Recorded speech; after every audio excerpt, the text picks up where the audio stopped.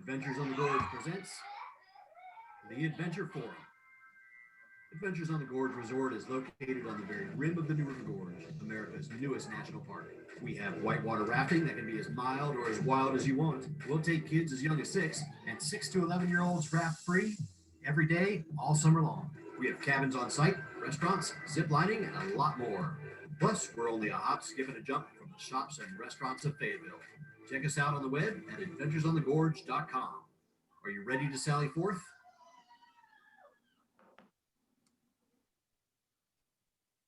Good evening, everybody.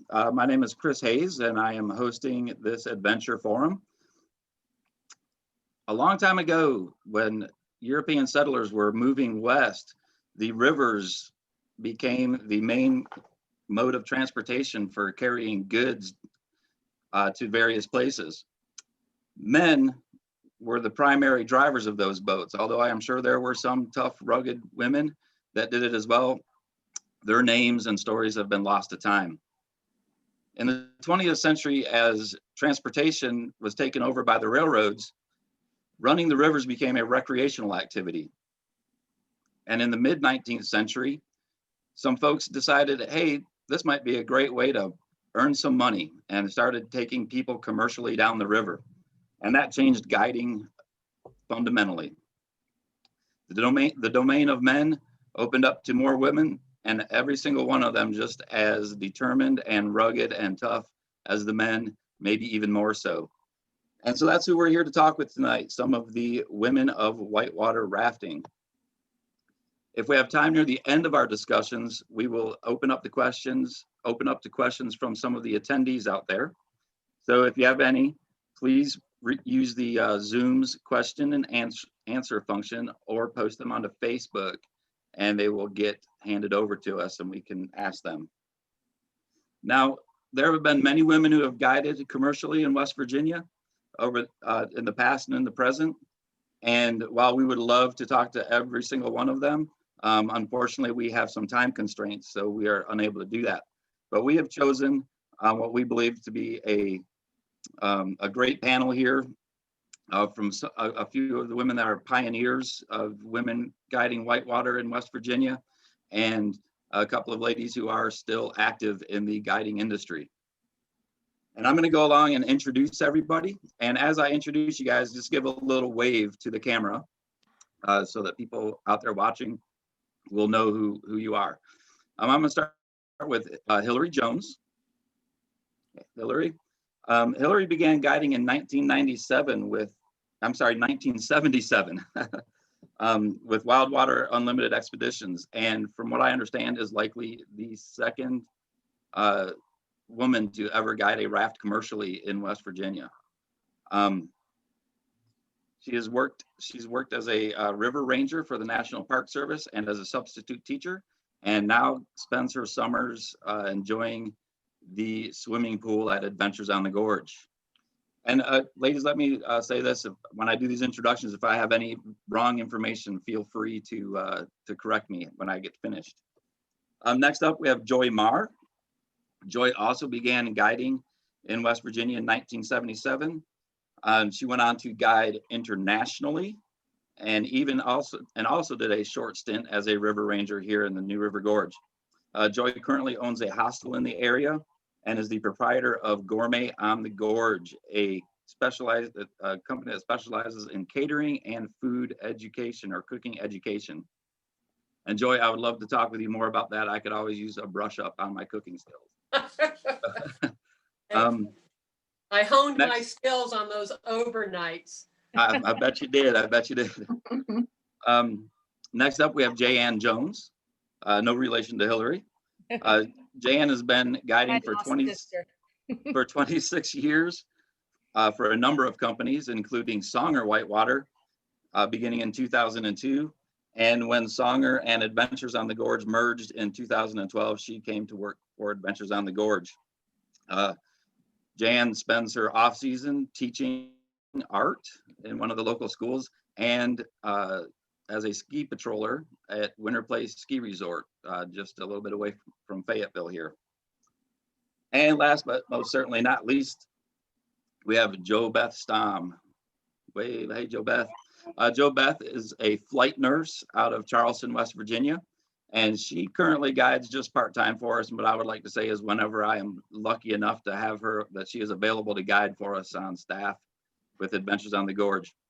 She began guiding 15 years ago with North American River Runners and moved to Adventures on the Gorge in 2012.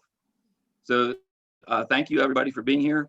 Thank you for everybody that is watching on Zoom or is watching on Facebook.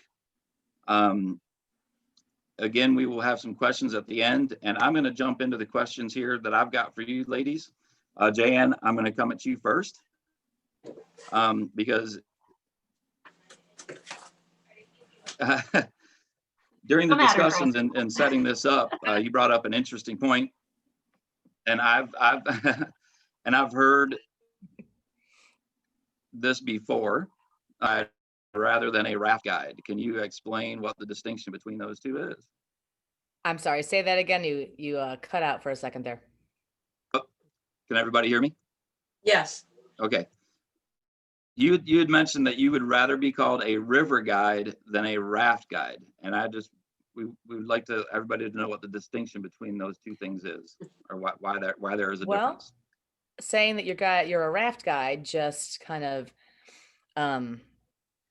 means that you're guiding the boat, whereas we are river guides and we are giving people the experience of the river, including all the history and everything else that goes along with being on the New River, which is one we predominantly run, second oldest river in the world.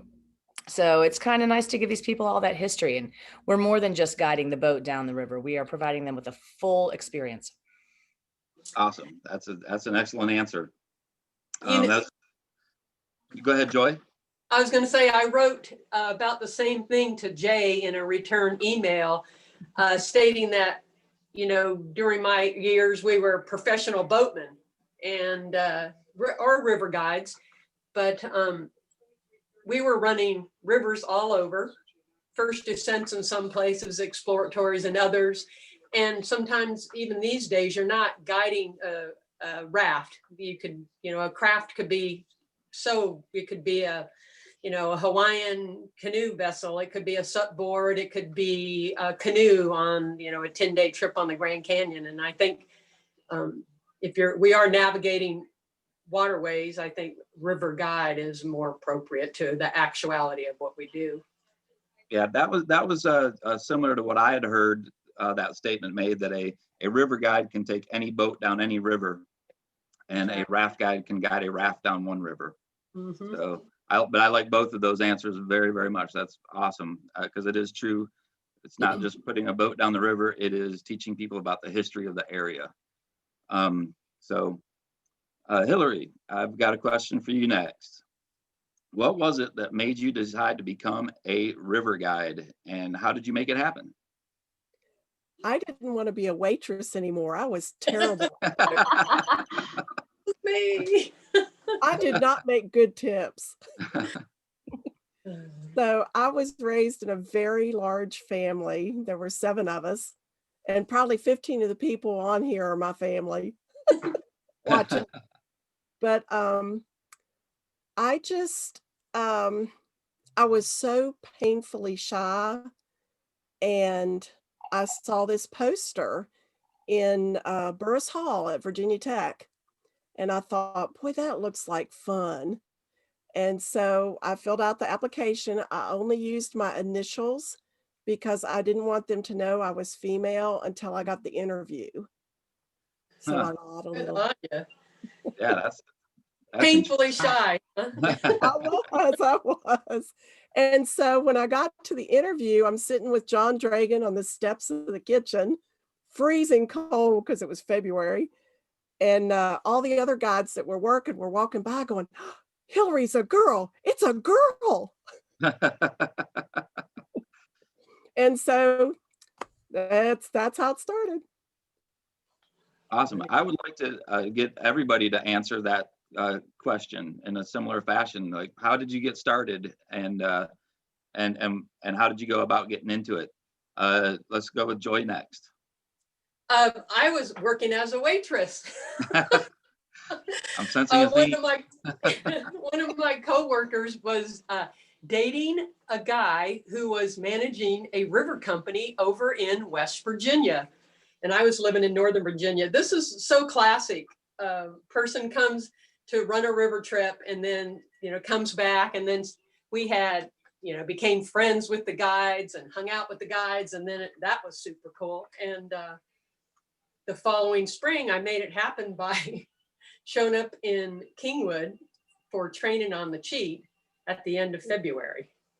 Wow. So, yeah, that was tough stuff, man. Where you're wearing wool and 3 pairs of socks, Awesome. Joe Beth. I was teaching snowboarding and a friend was teaching skiing and invited me to come out. And I actually didn't come out that year. I had a boyfriend who didn't think it was a good idea. So I didn't come out that year. Instead, I got a job for a canoe company in Virginia, and I was driving school buses with like the canoe trailers behind them and taking people to the river. And I would give them, like a safety talk, even though I knew nothing about it either. I would give them a safety talk and set them off on their way and pick them up at the other end. And I heard some crazy stories from these people when I picked them up. They were challenged, that was for sure. But so I was doing that, and every time I had more than 2 days off in a row, I was driving out to West Virginia. And same thing, like just like with Joy, I got to know the guides and went down the river every chance I could get. Yeah. So I came that fall for a whole golly season before I started to guide and started learning, and then came out and trained the next spring.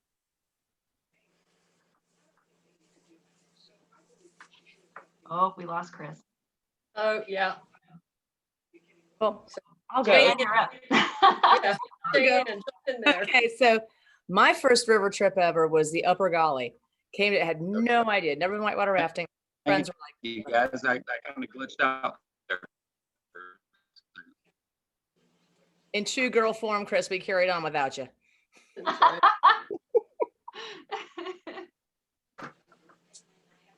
So Upper Golly got done. I was like, oh my God, that was so cool. Came back the next spring. I was teaching school in Toledo, Ohio at the time.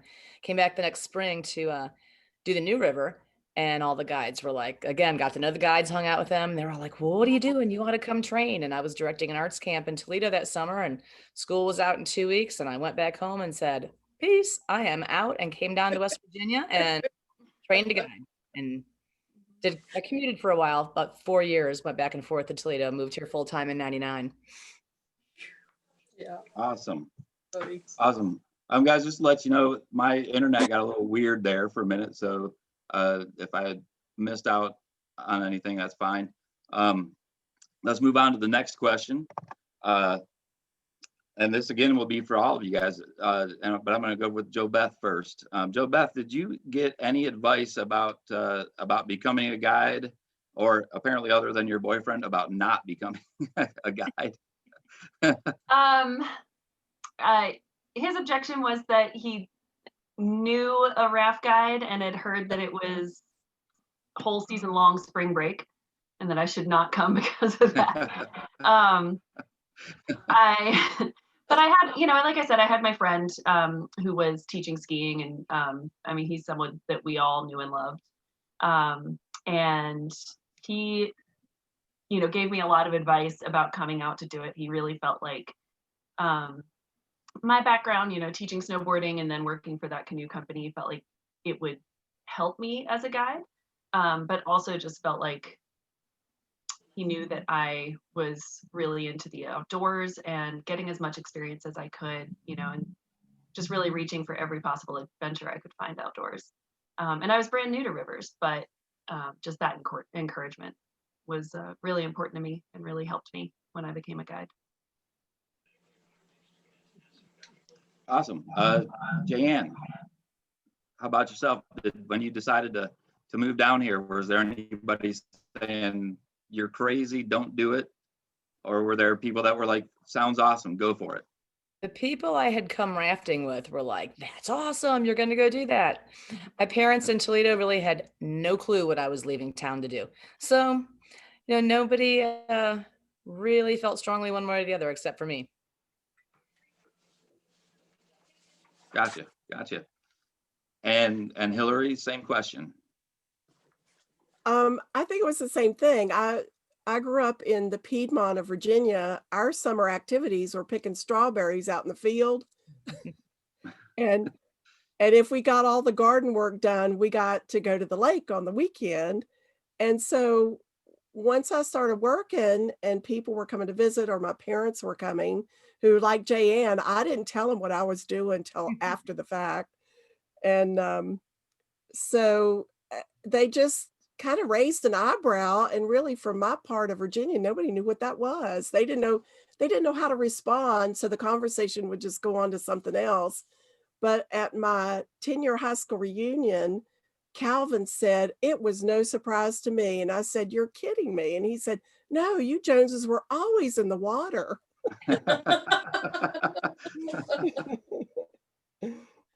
That's great. Joy, same question. Anybody encouraging or discouraging of the idea of coming to do this? I'd have to say no, not really, because kind of like Jayanne, it was where I was at. I was living in Northern Virginia, waiting tables at a nice restaurant, making a lot of money for those days. You could make $180, $200 in a night, So, yeah, that's a lot of money. But I had been doing that for like a year and a half, and that was getting old. And so I was going to school to be a park ranger, and that was one of the things that the other guides were saying, "Oh, you should come. You'd be using your degree. It'd be perfect. Your parents couldn't be upset at you for being a river guide because you're using your degree, flora and fauna and all that stuff." And I thought, yeah. And so really I was at a place that I could do what I want. My parents were overseas because my dad was in the military. And when my mother did find out, I'd been a park ranger, was still doing that. They just thought this was another summer job. So not until later, and they learned I was living in my car and then living in it, which was an upgrade. They raised an eyebrow, but that was about all we could do. So you were already established in doing it by that time, huh? And it became cool. It was really a cool thing in the long run for them to be associated too. Joy, while I've got you, specifically, I just out of curiosity, in your intro, it said that you ended up guiding internationally. Can you throw out a couple of the places that you went to? How was it being a woman in Whitewater in those places? Whitewater elsewhere, Costa Rica, the manliness we ran into there was a fella from Maine who was doing an exploratory with us. So that wasn't the locals. The locals were, they were interested. One, at the time when we went down there, fellow river guide Greg Dean had been down once, and he said, "We got to go down." This was with class 6. And so we went.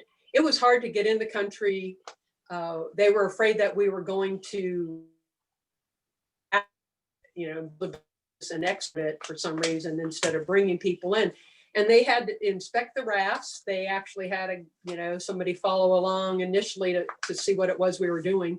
So we did a few rivers down there, but so in Costa Rica, it was the American that came with us.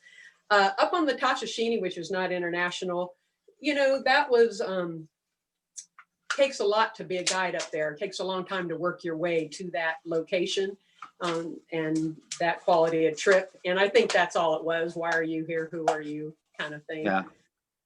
But, we've been in Ecuador, on some rivers in Ecuador. That went very well. Let's see. I can't think of anything else at the top of my head. In Australia, we did 2 rivers down there. Those people are crazy. They are equal. They don't care at all who you are. You just want a body in the boat. Awesome. Let's move on to another question here. Hillary and Joy both, and Jo Beth and Jan. when you first started out, did you feel you were treated differently than the male guides that you were working with? And if you did it, like in what ways were you made to feel a little bit different? I mean, obviously, Hillary, when you walked up and they were like, "Oh my God, Hillary's a girl," Yeah, you know. different from day one. Well, my contract actually said kitchen staff. And so we had a couple women, Libby and Melanie Dragon's sister, Heidi Campbell, and they were pushing Tom Dragon. You got to put some girls in the boat, and not just sitting in the middle, which was our job was to sit in the middle, serve lunch at the stop, and then wash up at the end of the day, change into our whites. We were required to wear a white shirt and white shorts if we were serving a meal.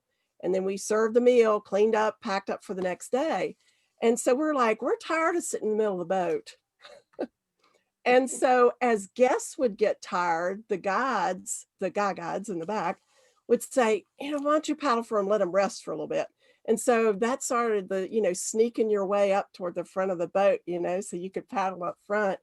And then one year, I didn't realize that they were really watching our progress and really pulling for us and being good mentors. So Tom Dragon one day just said, okay, let's try this. So he had a chalkboard by one of the fishing camps that there was a fishing camp for the guys and a fishing camp for the girls. So we lived in Thurmond in these little fishing camps. And so we'd run down to the chalkboard and see who was on the board for the day. It was never a girl. We got stuck back in base camp, cleaning the outhouses or something fun like that. And so the first day, Shelley and I pinballed Tom Dragon all the way down Double Z, laughing and giggling the whole way. And when we got to Fayette Station, he ran up the cross tubes of the boat and jumped out and kissed the ground. And we went, oh, that's going to be the end. That's, we've just ruined our chance. So the next day we go running down and looked at the chalkboard. Our names were up there again as, front bow guides. And we're like, oh. And we looked at Tommy and said, what's going on? He said, you all need practice. Okay. So that's kind of how it started, was just people noticing that you were chomping at the bit to paddle. Awesome. Joy, Joe Beth, or Jan, do you have anything to add to that? I think Joy's up first. Oh, well, I was thinking about that, and I wondered at first, I said, well, does he mean by the management or does he mean by the guests? And I would say by the management, no, because back then it was a very small community and everybody did everything. Yeah. And so, you would drive the truck today, but you guide tomorrow, and you pack lunches on this day, but then you might, be chopping wood and running shuttle. And so I think things were a little bit different as far as that kind. And I can think of what I was thinking about listening to Hillary when I was training on the cheat. Randy Robinson was the trip leader who was training, and I bounced off of every rock and got stuck so many times in 3 days that I was there. One time they pulled the trip over and I saw him come out this boat, walk up shore to where I was pinned, bent over, shaking his head, hand in his chin in his hand. And I thought, this is it. I'm not going to be a guy. Same thing. He's like, okay, tomorrow, if you don't do it tomorrow, you got to do it tomorrow. I was like, okay. And then tomorrow came and it was perfectly fine. But same thing.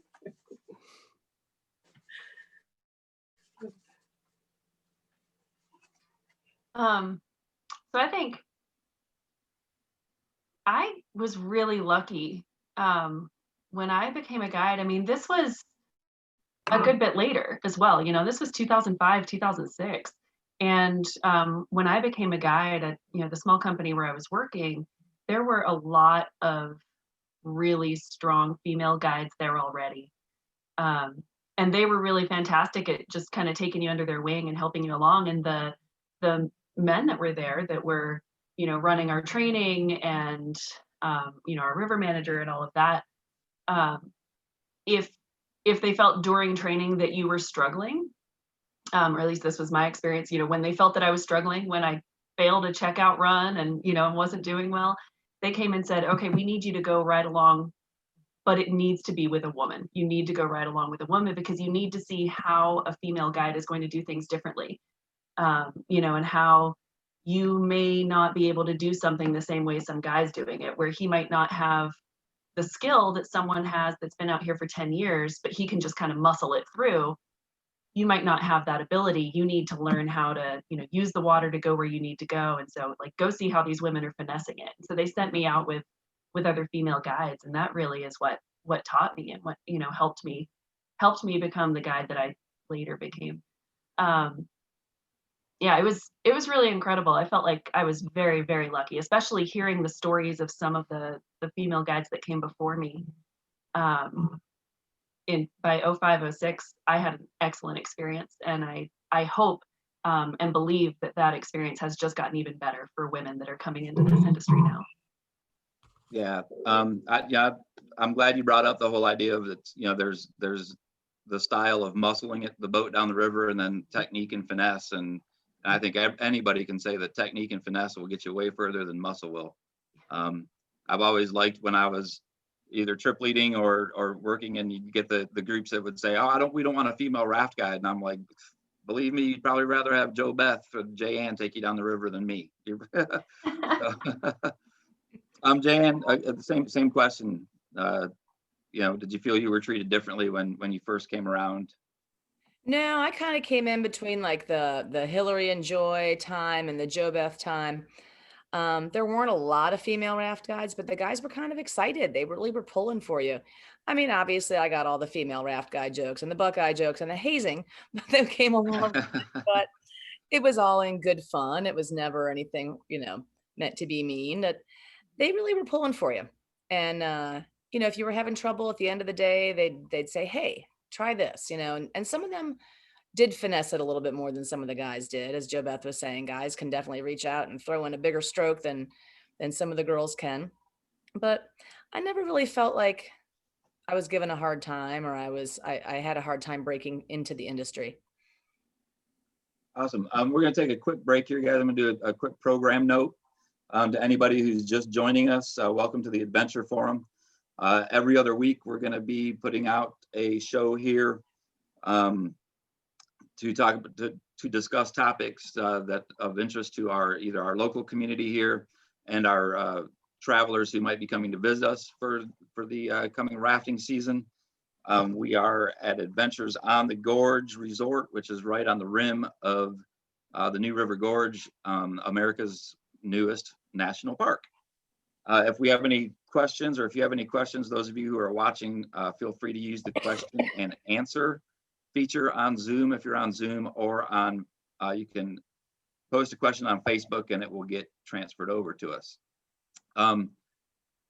So we'll hop right back into the questions, and this is really one of the questions that I had, and as well as somebody else who is watching has asked it.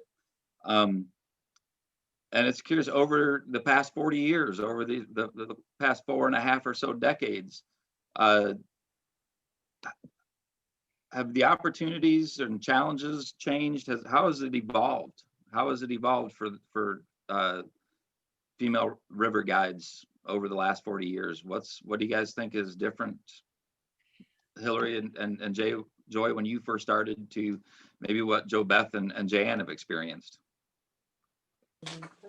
Go, Hillary or Joe Beth.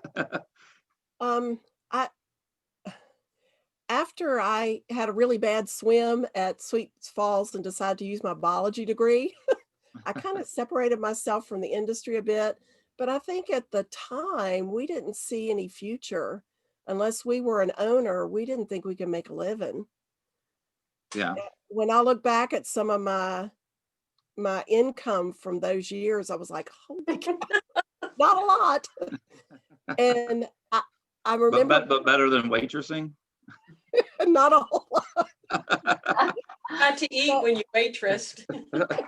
But the advantage was the company I worked for at the time paid your food was paid for. We didn't have to pay for food, and we ate a lot. And I remember between 75 and 78, I gained 30 pounds of muscle. I was very thin. And when I gained that 30 pounds, I felt like I could whip a tiger. But I still just kept thinking, I don't know if I can make a living at this. And so I became a inspector actually with the Department of Highways for a while. Bless his heart, Butch Christian got me in there. And then I got a layoff and I went, I got to get serious about how I'm going to take care of myself. And so that's when I got my teaching certificate. But I kept getting pulled back to the river. Whitewater Information would call and say, hey, can you work July 4th? We're short guides. We'll get everything you need. And at that point, Joy, you probably remember the years when we fell in love with oar boats. Yeah. So I just kept getting pulled back in it and occasionally went, but I don't think my skills, I kind of had stopped after that bad swim. I was just like, can't do it anymore. So I'm just so impressed with the guides who make it a lifelong career. Great. Awesome. Do any you other ladies have anything to add to that, or do you want to move? Should we move on to another question? I just see that for women from when I began till now, there's definitely much more of a leadership role available for women. Whereas it was definitely a male-led industry back in 95. Yeah. Women are trip leaders, they're trainers, they kind of do a little bit of everything. I agree. I think, and that's great. So let's move on. And I'm going to have each of you answer this one individually. Can you think of a day in your guiding career, a day that you're proud of? Like, what do you think is a proudest moment kind of a thing for you? And let's go ahead and begin with Jo Beth. All right. So there are a couple days.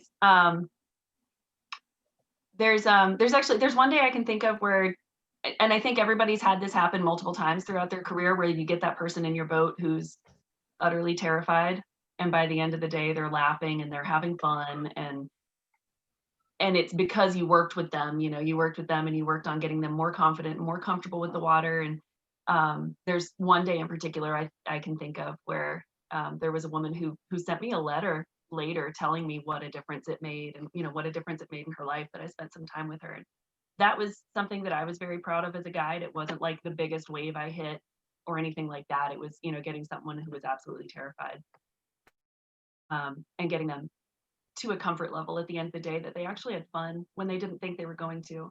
And then the other day, sorry, I'm going to give two stories.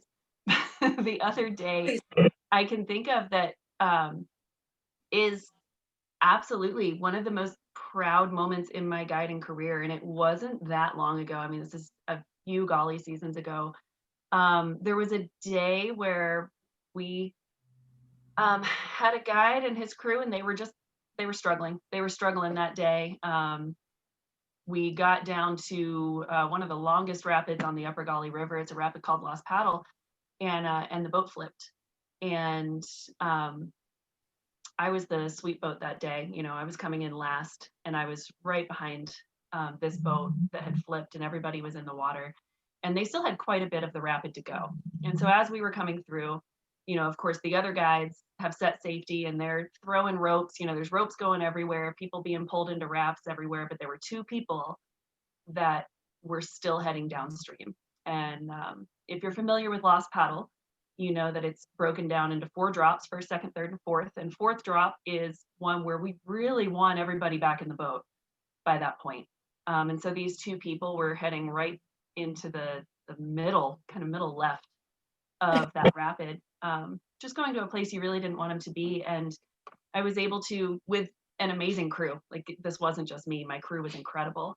But we were able to get down to these folks, pull them into the boat at the last possible second, and then back paddle off of the spot we didn't want to be in, and drop clean and make it through and have everybody be okay. And it was kind of a harrowing moment. I mean, it was, you know, your heart's pounding, and there's a lot of adrenaline going on, and there's a lot of shouting and a lot of action happening, but it really just came together where everybody did what they needed to do. And I mean, as a result, we all came out of that rapid and we were able to get everybody back in their boat and make sure everybody was okay, and and move on. And I know that's kind of a wild story, especially for people who are saying, you know, maybe I want to go rafting, but I'm afraid of falling out. But you know, with whitewater rafting, it can happen. And so one of the most proud days I've ever had as a guide is the day that I was able to, along with my crew, pull off that rescue that felt very difficult. So I'm really proud of that. I think you should be. And just so folks out there know, like you said, not everybody's necessarily going to be familiar with Lost Paddle. Lost Paddle is one of the big 5 class 5s on the Upper Gauley River, and it's the longest of the class 5s. As Jo Beth said, it's broken up into 4 different drops. So that's a great story. Let's move on with Jan. What's your, do you got a proud moment for us?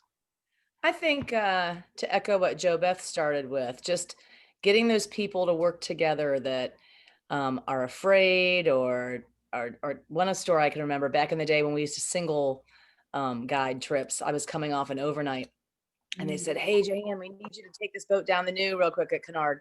We were taken out at Kennard, which is just above the class 5 section of the New. And I'm like, all right. So I get this family in the boat and this little teenage girls and jeans and a hiking, but nobody wants to be there. It was Dad's idea. So nobody wants to come. Dad made them.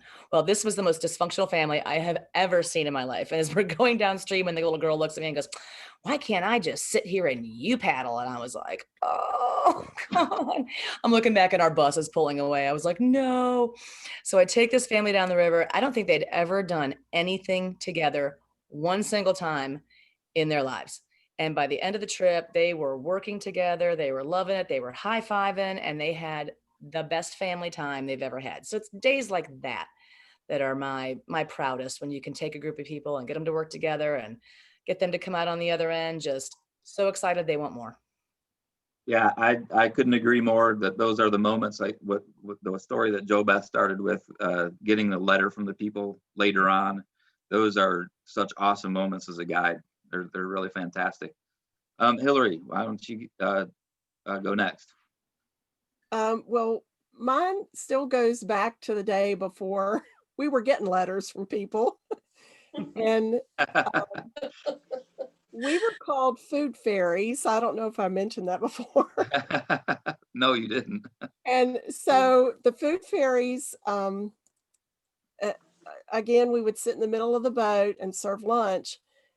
And so I think the second or third summer that I was there, one day at dinner, here I am in my stained whites, you know, we served to the guys and any guests who were there, and then we served ourselves and sat down and eat. And Mike Vollmer and Al Witt said, "Jones, come up here." And I went, "What's wrong? What'd I do wrong?" And I just was so tired. I think I was just really clueless. We lived down in Thurman. It was hot.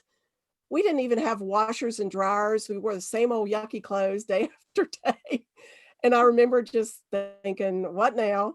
And Mike had said that he got so exhausted through the season because we were paddling 400-pound boats, 13 people in a boat. They were heavy monsters. And he said, "I just can't take it. I've got to have a week off."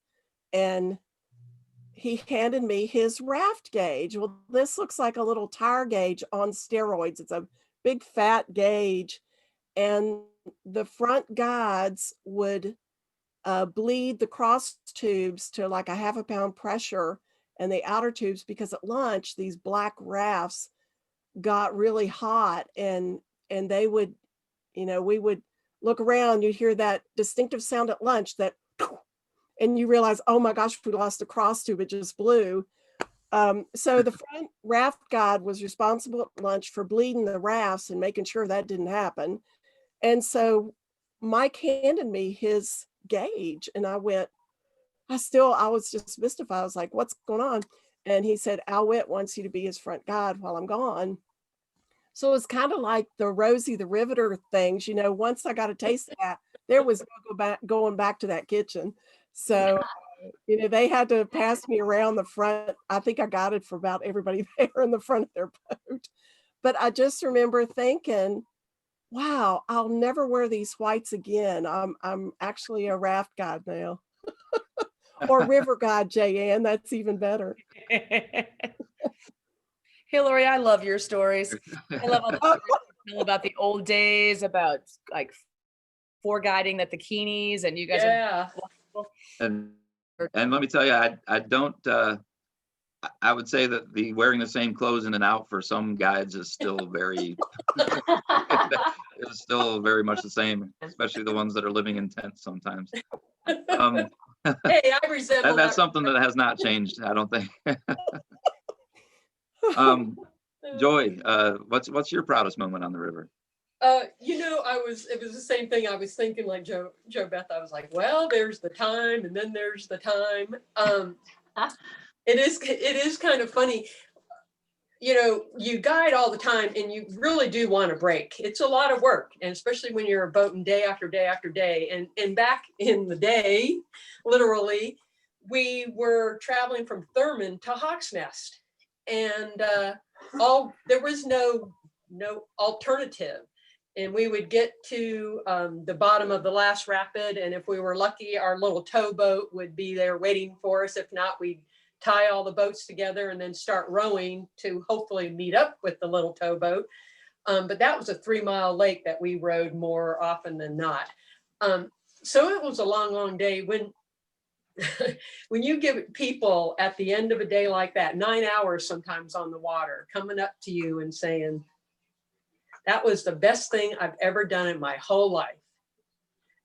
That is a big deal. You learn immediately to appreciate what they're saying, because, for someone to do that trip, that was a lot back then. It was not much money, but it certainly was adventure and risk. And for someone to have that feeling up to their life, you're a 40-year-old person, a 60-year-old person, to say something like that, that does make you proud of your profession. All right. So we've had a question come in from one of our attendees, and I think this is an interesting question. And that question is, how or has women-specific gear evolved since Joy and Hillary started? Oh my God. So much. Because I know it has. Could I start with that? Yes, please. Absolutely. No wetsuits, and thank God for Army and Navy surplus stores. Right. Oh, and to tack on to that, I paddled 2 days ago in a dry suit with a women's specific drop seat where the zipper goes around your butt, and you can just drop the back of it to make it easier for a woman to use the bathroom. So that's how much the gear has changed dramatically.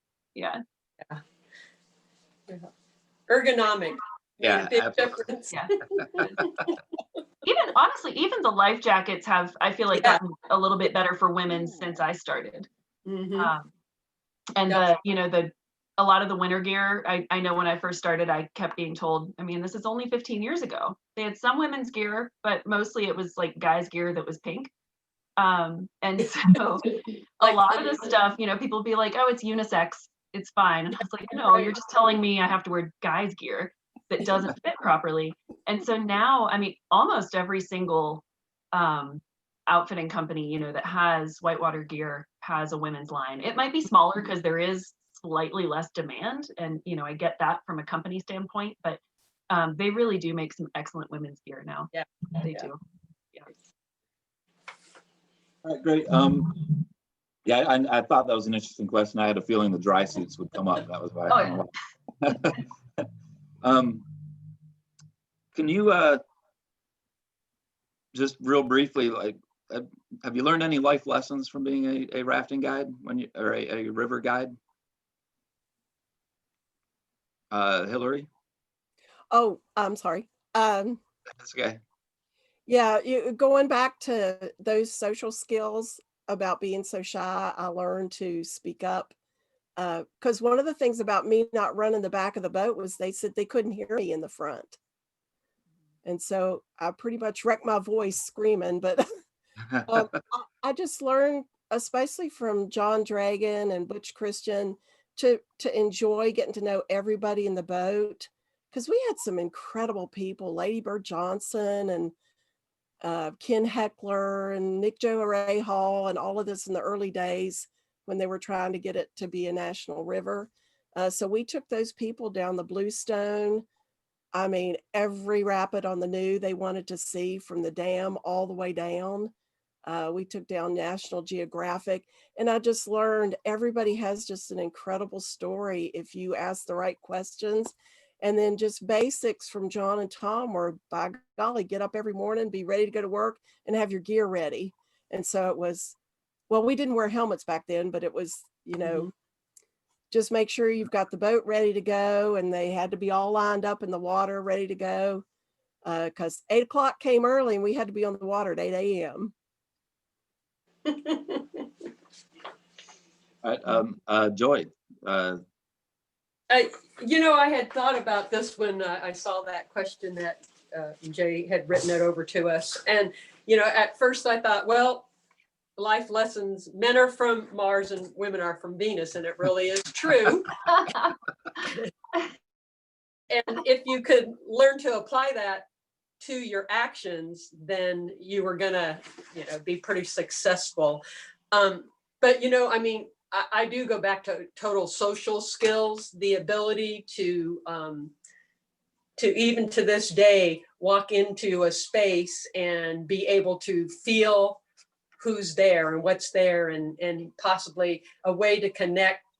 You've learned that over the years, learning people's names and remember them 3 times a day when you address them is all good life skill stuff. But I also thought about what you were saying, Joe, about, when things are intense. And I thought, oh yeah, how many times were you super cool on the outside, but inside just screaming as you're running 20 grand somewhere on the lower golly. And meanwhile, externally, you're, let's do this, let's do that, move this way, keeping calm. Those are all just huge life skills. It's been, and learning to listen to people and learn perspectives. Just, I think, out on the water, people expand. And I think it's good. You can learn a lot of stuff from people just by being in the same space. Jan? Just like the river, life is just like the river. We're all just between swims. So you have good trips and good lines, but sometimes there's a spill and you just have to clean it up, not dust yourself off on the river, but gather your things and keep on moving. And Jo Beth? I think to echo what Joy was just saying about being calm in intense situations, I've been an ER nurse now for 11 years, and I've been a flight nurse for 2. And the skills that I gathered from being a raft guide and working through those days where sometimes the line's good and sometimes the line's bad, and sometimes things are really going down, and you have to really keep calm and make it work. I really feel like those skills have come into play in my professional life now. So being able to be calm in that stressful situation, I think that's the biggest lesson I've learned from guiding. And then the other is, Hillary said earlier, she felt like she was very shy before she became a guide. And I felt like I was as well. And so, learning to be outspoken when I know I'm right. And, but it's also taught me how to, be humble. The river will humble you. And so it's really taught me that as well. Awesome. The river will definitely humble you. I think one day, Joe Beth, you and I were talking at Chetty's, and I said, "Man, I really haven't had any bad swims." And the very next day, he said, Oh, a bad swim. So I learned You real never quick. say that. Don't ever say that. yeah, haven't had a bad In swim fact, I yet. should knock on wood now for the next time I'm on the river. Right. We've got a question here from one of our attendees. She says, "Thank you all for being mentors, even if you didn't know you were." And her question is if you could take one trip on a river anywhere in the world, where, why, and what kind of boat, raft or kayak? Wow. That's a good question, because I'm sure everybody could list off about 10 rivers they'd like to go on somewhere else, somewhere in the world. My bucket list has always been the food la foo. Mm, Middle of food. Yeah. Joe Beth, you got one? I was lucky enough to go run the Zambezi 3 years ago, and it was That was when you were part of the amazing. the team, the women's team that we had. Yeah, Right. yeah. It wasn't with the team though. It was this was a different. It was a total girls trip. It was a blast, but yeah, it wasn't with the team. We just went to run the river and explore the area. And I would like to go back and run that in a kayak. I'm a pretty new kayaker.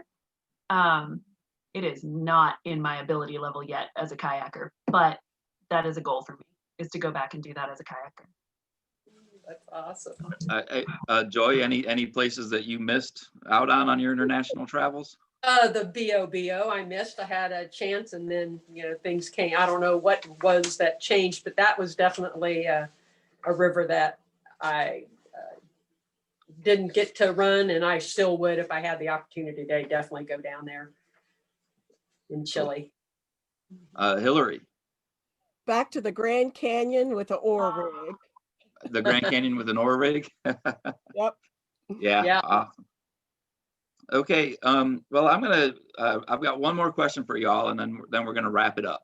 And this question, if you guys just give me maybe a 1-sentence answer, and that is, do you have any advice for other women who might be interested or thinking about becoming river guides? Like, what is your one, this is what you, bit of advice, this is what you should know? Jo Beth. Work hard and don't let anybody tell you you can't. Awesome. Great. That's wonderful. Jan. Yeah, don't be afraid. Don't let the fear of the water or the fear of the industry and what people might think of you run you off. Do it. Joy. Definitely go for it. You are way stronger, way more capable, and have a good personality trait, being a female, to be a river guide. Definitely do it. And Hillary. Yeah, all of that plus paddle everywhere, every chance you get. Yeah. Paddle everywhere, every chance you get. Rivers, lots of crafts. There's keep doing Whitewater, as we say. Keep doing. No river is the same. Yeah. Well, thank you very much, ladies. I really enjoyed talking to all of you, and we're going to wrap it up here. If we didn't get to any questions that came through, I apologize. Like I said, we're going to be doing this every other week. In fact, the next one is going to be on Monday, January 25th, so a little bit longer than 2 weeks, at 7 p.m. And what we're going to be talking about is Fayetteville, our town here, is very blessed, I believe, with our food scene. We've got some great restaurants in town for such a small, almost middle of nowhere town in West Virginia. We've got some phenomenal restaurants, and we are going to be discussing the history of the food scene here in West Virginia, the present and the future, with several of the independent restaurant owners here in Fayetteville. Thank you to everybody for joining us that was watching out there in the internet land. And we will see you next time, hopefully. And if not, then hopefully we will see you this summer for a trip down the river. Thanks again, everybody, and good night. Bye, guys. Thank you. Bye, guys.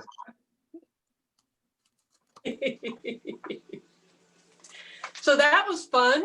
Yeah. Yeah, My nerves shook off.